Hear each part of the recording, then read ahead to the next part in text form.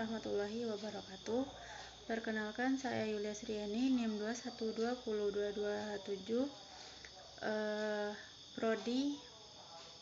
Prodi dan Fakultas PAI, Fakultas Tarbiyah dan Ilmu Keguruan. Dosen pengampu Ibu Dr. Sito Rahmana MA, kelas PAI 3F semester 3. Baiklah, di sini saya akan memaparkan hasil UTS saya pada mata kuliah manajemen pendidikan. Baiklah, soal yang pertama, jika saudara diangkat menjadi kepala dinas pendidikan di daerah saudara, tugas pertama yang saudara kerjakan adalah menyusun strategi pengembangan pendidikan menjadi tanggung jawab dinas selama masa jabatan saudara. Jelaskan secara rinci dan lengkap langkah-langkah strategis apa yang akan Anda lakukan dan sarana pendidikan. Jawabannya yaitu, menurut saya, jika suatu saat saya terpilih menjadi kepala dinas pendidikan di daerah saya, langkah yang pertama yang akan saya lakukan adalah menyusun rencana strategis yang dimana kita harus mempersiapkan diri kita, visi dan misi kita, serta tujuan kita terhadap tujuan pendidikan. Langkah-langkah strategis yang perlu kita lakukan adalah: 1. Pengumpulan data, karena pada strategis ini di dunia sudah canggih akan teknologi yang dimana kita dituntut untuk mengetahui segala sesuatu tentang teknologi. Jadi sangat perlu diketahui dan dipahami secara jelas perencanaan pendidikan, karena gambaran keadaan itu akan dijadikan dasar untuk menyusun rencana pendidikan. Yang kedua, dan untuk tahap selanjutnya kita peninjauan kembali dan target pembelajaran yang ingin dicapai. 3. Mengidentifikasi sumber daya yang dimiliki agar tujuan baru yang telah ditetapkan tersebut dapat dicapai dengan ketersediaan sumber daya yang ada. 4. Mengkaji kebutuhan yang menyusun langkah-langkah strategis dan operasional yang perlu dilakukan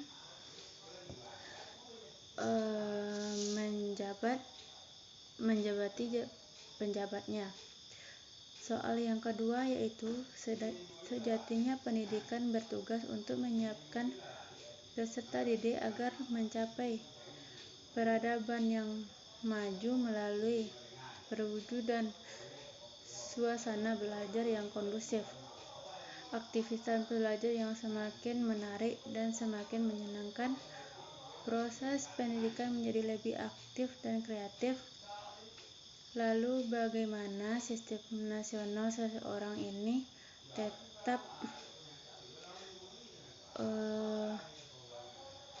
tetapkan dalam konsep pengembangan negara dan bangsa Indonesia? Jawabannya adalah, praktek pendidikan disebut di sekolah harus memberi posisi seimbang antara pengajaran untuk mencerdaskan potensi pikir atau intelektual peserta didik dengan pendidikan moral atau karakter untuk mengembangkan keimanan, ketakwaan, dan akhlak mulia. Untuk ini, model pembelajaran, model evaluasi lembaga pendidikan yang diubah, porsi yang seimbang dalam ketaatan proses belajar maupun evaluasi pada jenjang level bawah seperti SD, PAUD, dan PAUD, porsi pendidikan moral, karakter, pengembangan potensi, porsi kerja dari revisi daripada pengajaran intelektual untuk untuk pola pikir. Kedua, pemerintah harus melakukan pemerataan tentang potensi dan kebutuhan daerah. Pendidikan nasional saat ini seharusnya lebih mengutamakan ketahuan para siswa atau mahasiswa dan melakukan praktek yang tidak terlalu terpaku hanya kepada teori saja, dan melakukan sistem belajar mengajar dengan cara menyenangkan, sehingga membuat para peserta didik semangat dalam belajar dan mendorong para siswa agar lebih kreatif dan tangguh, dan membuat cara belajar yang lebih menyenangkan dan kemandirian peserta didik.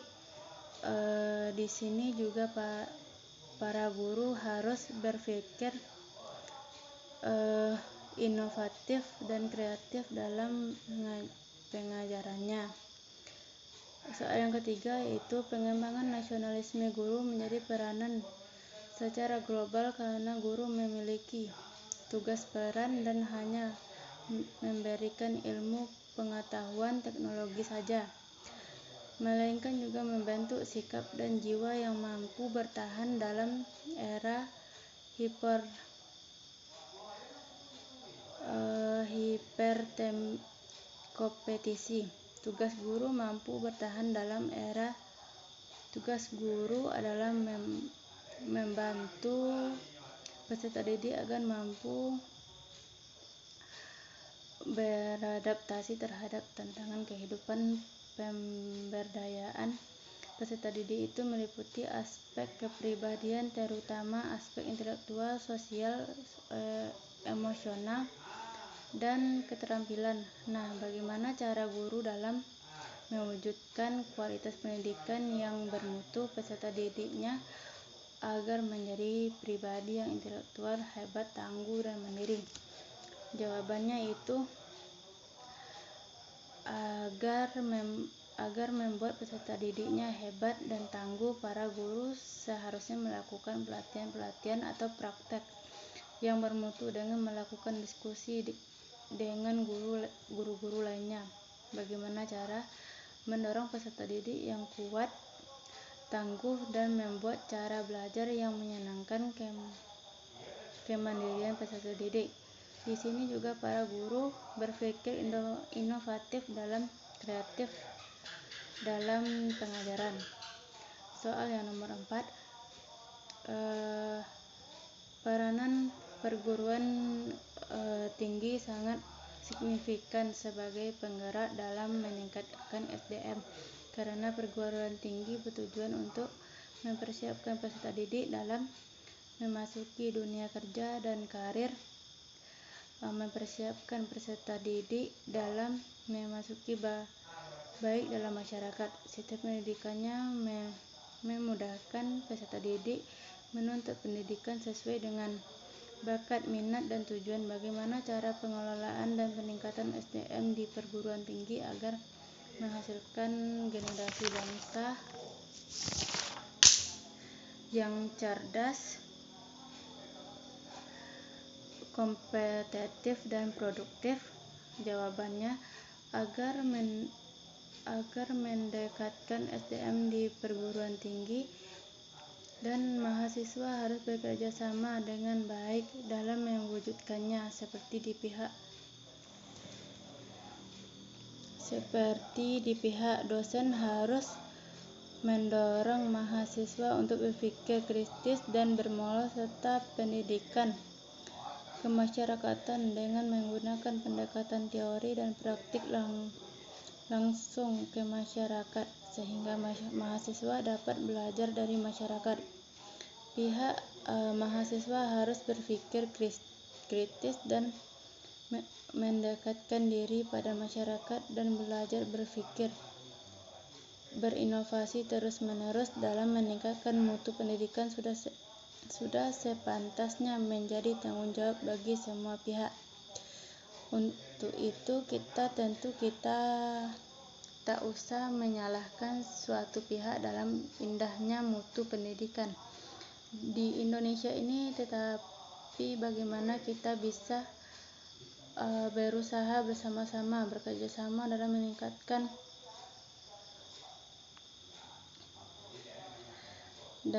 meningkatkan mutu di Indonesia. Pendidikan hal yang sangat penting bagi kehidupan dan kemajuan masyarakat.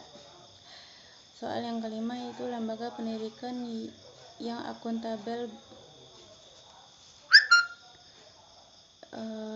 akuntabel berkualitas dalam pengelolaan sumber daya, mampu bersaing dengan lembaga pendidikan lain dan dapat mengantarkan peserta didik ke jenjang pendidikan yang lebih tinggi ataupun ke dunia kerja dengan bekal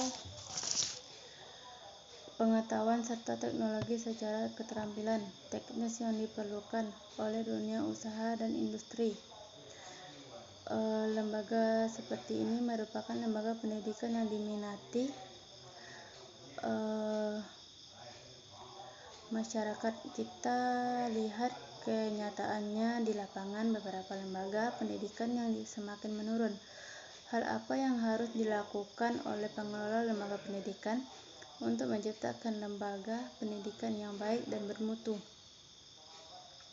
yang memperhatikan dan memenuhi seluruh harapan semoga pihak yang terlibat dalam lembaga pendidikan?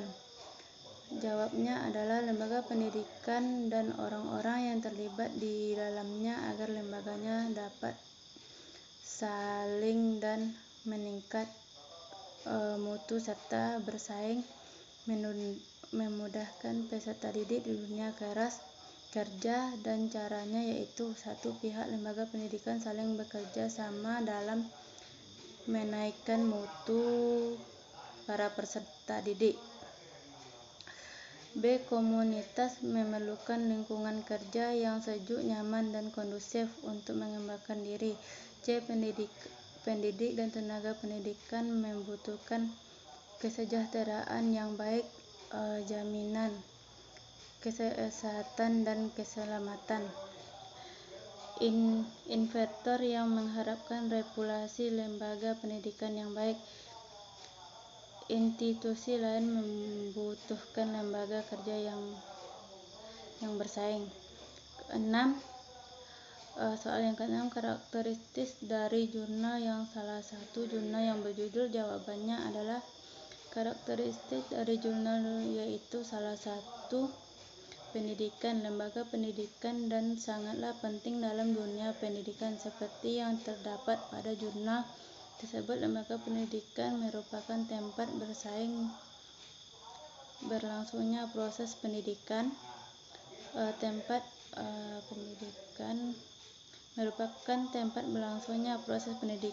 Dilakukan lembaga pendidikan juga merupakan organisasi yang menyelenggarakan pendidikan, mempunyai struktur yang jelas dan bertanggung jawab atas terlaksananya pendidikan.